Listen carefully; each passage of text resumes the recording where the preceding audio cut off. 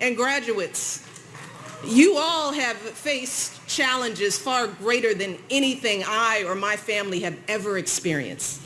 Challenges that most college students could never even imagine. Some of you have been homeless. Some of you have risked the rejection of your families to pursue your education. Many of you have lain awake at night wondering how on earth you were going to support your parents and your kids and still pay tuition.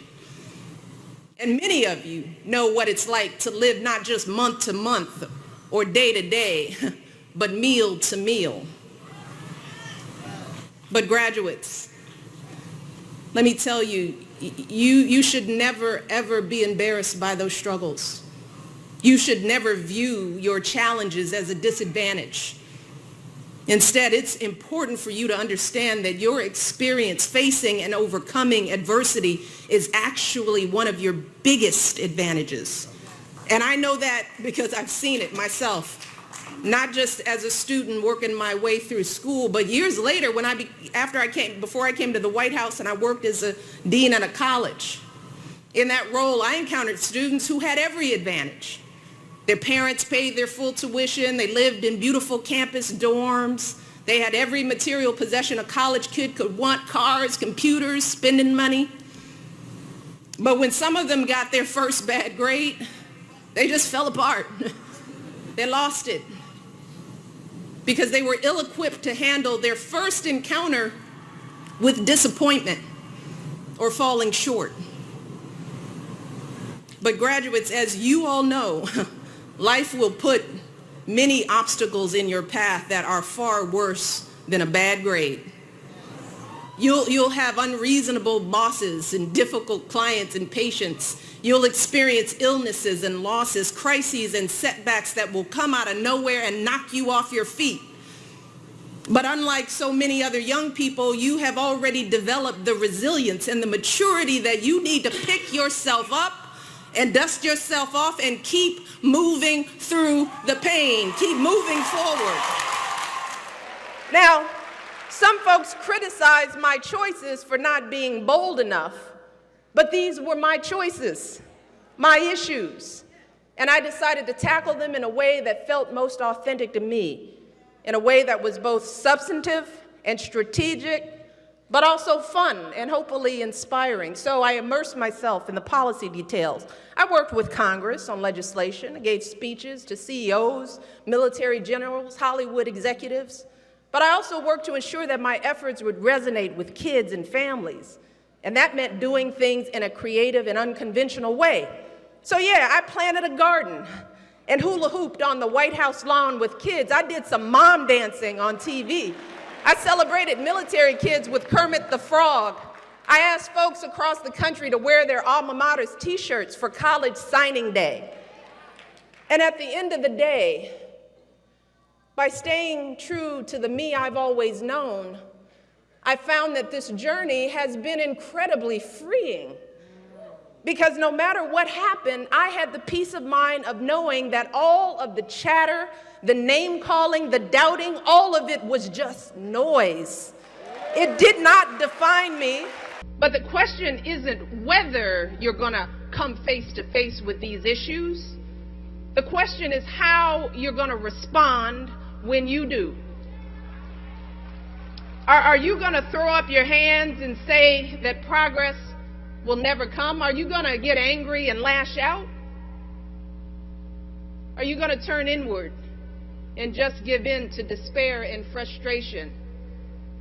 Or are you gonna take a deep breath, straighten your shoulders, lift up your head, and do what Barack Obama has always done? As he says, when they go low, I go high.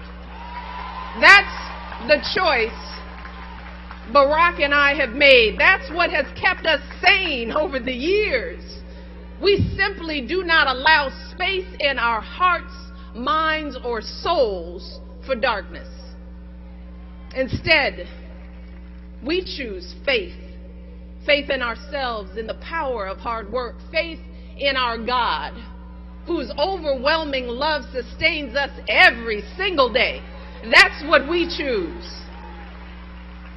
We choose love our love for our children, our commitment to leaving them a better world, our love for our country, which has given us so many blessings and advantages, our love for our fellow citizens, parents working hard to support their kids, men and women in uniform who risk everything to keep us safe, young people from the toughest backgrounds who never stop believing in their dreams, young people like so many of you.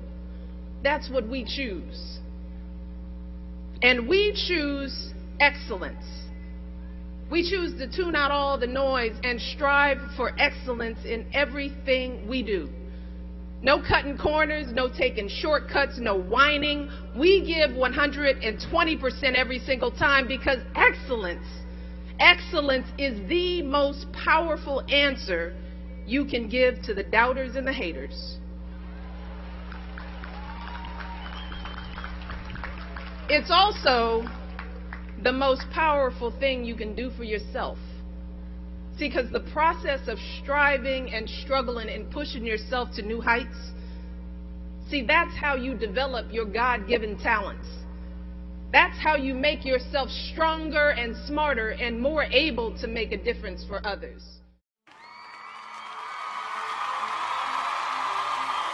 Thank you, Mr. President. I think we're laughing in this photo because LeBron James said he could beat us in basketball. You'll notice I'm not wearing a hat because it turns out there was 3 million of us ordering on Amazon at the same time this week.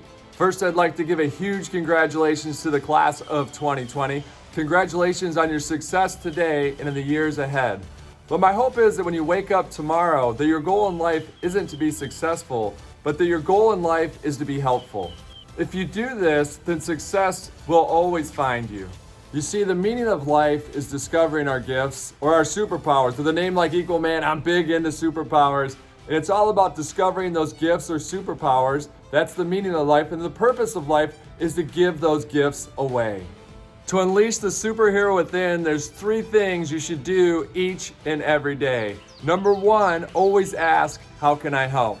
Number 2, allow others to help you. And number 3, be helpful to yourself, meaning be kind to yourself. Because if you don't do that, you cannot do number 1 and number 2. If you do those 3 simple things each and every day, there's no question that you'll find your gifts, your superpowers, and you'll lead a fulfilled life.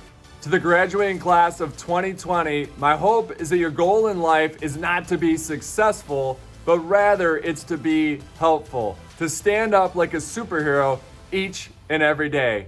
And in that vein, I'd like all of us to stand up, and I know some of you might be on your couch, so stand up. Motion creates emotion, which creates energy. We're all gonna stand like superheroes right now. Now you might be wondering, what does a superhero stand like? So what I'd like you to do, stand up as tall as you can. Think of a string that's pulling on your head. Put your shoulders back. Take your feet a little wider than you normally would stand. And then most importantly, let's take our fists, ball them up like this, and then put them at your sides. Now this is called the Superman. If you want to do the Wonder Woman, it's just a slight head tilt like this. Personally, I prefer the Wonder Woman. But if we do this for 2 minutes, what it'll do is it'll help decrease the cortisol in our body. It'll decrease the stress in our body by up to 20%. And so what that allows us to do, it allows us to face those challenges. It allows us to step into discomfort. So again, congratulations, class of 2020. Here's to all of us standing up like superheroes each and every day. And what I'd like you to do as we conclude here is I want you to get out your phone and I want you to text someone that's helped you get where you are today. And my hope is, as a superhero, and we're all superheroes, it's about unlocking and unleashing that superpower on the world. My hope is that you do that each and every day. Send someone a kind note.